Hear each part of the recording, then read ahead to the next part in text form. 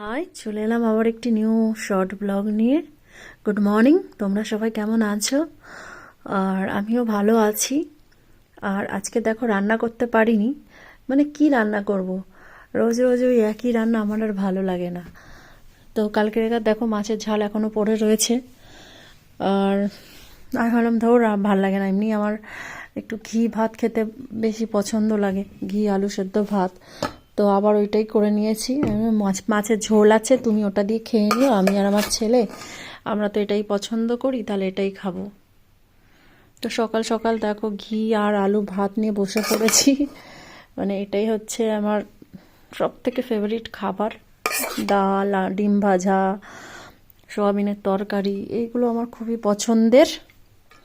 আর তার মধ্যে এইটা তো আমাদের বাঙালিদের একদম সর্বশ্রেষ্ঠ খাবার।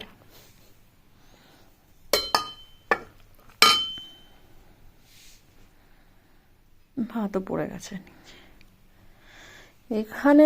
মানে আমরা যারা বাইরে থাকি অনেকে, সত্যি কথা বলতে কি বলতো, নিউজিল্যান্ড দেশটা এমনই, মানে অনেক কিছু ভেজিটেবলস পাওয়া যায় না, তার জন্য প্রচুর পরিমাণে অসুবিধা। আর কত ফ্রোজেন সবজি খাবো, খেয়ে খেয়ে খেয়ে খেয়ে আর ভালো লাগে না। এই যে সামারটা আসতে চলেছে, তাও একটু বাড়িতে একটু লাউ গাছ কুমড়ো গাছ চাষ করা যাবে।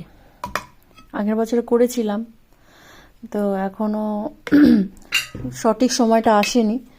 তো খুব তাড়াতাড়ি দেখি করতে পারলে তো হয়। আর এই যে ছেলে তো চলে গেছে স্কুলে, আর আমি খেয়ে একটু বেরোবো আমার হাজব্যান্ডের সাথে।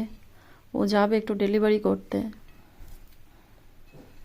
তো আমি বললাম চলো আজকে আমি গাড়ি চালাবো আর তুমি ডেলিভারি করবে।